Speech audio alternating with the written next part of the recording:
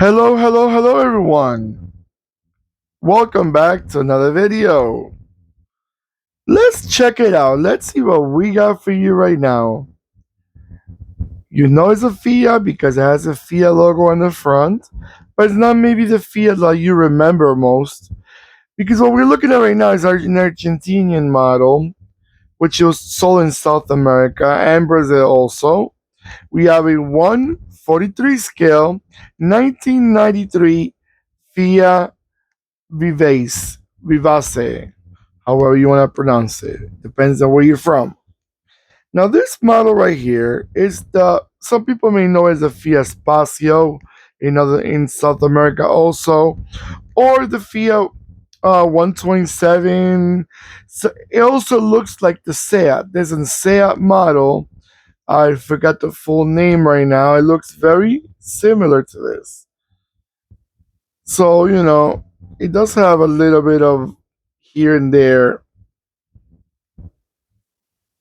And basically, the Fiat Vivace or Vivace was the Fiat Spacio but with a bigger engine. This one had the 1.3 and the 1.3, I'm sorry, 1.4. And in 1993, they recalled it Fiat Vivace or Vivace, and that was sold until 1996. So it's basically like a Fiat Spacio, but with a bigger engine. That's why it does remind me of. I know these cars more like the Fiat Spacio because that's what I remember seeing them on the roads at. And I gotta say, I'm so glad they made this car as a diecast. It's not a common vehicle to see around the world because it's not sold around the world. So when I get to see these cars that for a lot of people may bring memories, for other people may say, okay, next, like I don't know nothing about this car. And I'm glad I can show you guys cars from around the world, cars that you may not have seen before. And there's so many vehicles that you may not even know they even existed. And I'm including myself. It's a lot of models that I never knew until I started doing collecting these diecast and resins.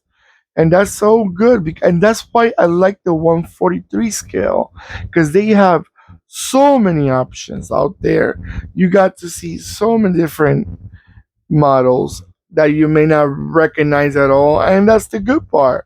You don't want to get to see the same car over and over again. And that's why one thing I want to make my channel, I don't want to make it boring. I want to make sure I post every type of car, like I said before, from a van to a sports car, from a station wagon to a Rolls Royce. I don't know. I haven't posted many Rolls Royce yet, but actually I haven't. The only one Bentley or Rolls Royce, but I got a few more coming up. Few more coming up. I only do one video a day. I don't want to overflow the channel with videos, and people are like, okay, it's getting boring.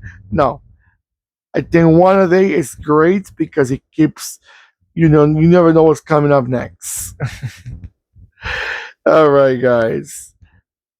I love this little car. It's just such a cars were so simple back in the days. And that's what sometimes we miss because now with all these sensors and airbags and this and that and cars break down and you don't know where to start and how expensive it's gonna get because all these little technology parts around you at the end are guessing mode. If I fix this, then I have to fix that. If I fix that, then this will break. And at the end, you don't know where to start. And at the end, you just want to leave it like that or sell the car and get a new one. Because when you start fixing, it's going to be more expensive than getting another car. But these cars back in the 80s and 70s and 90s, these cars were so simple. They didn't have all that technology, all those little twitches here and there, and sensors for this, sensors for that. But at the end, they were practical. You needed a practical car. You're not going to see a lawyer buying this car. This car was more from like the high school kid or college grad or a family, a small family that's starting. They bought their first car. Those are the type of people that will buy these type of cars. Not a lawyer, not a dentist, not an architect. So that's the what I'm trying to come up with. All right, guys, I'm gonna go around a few times, and I'll be right back.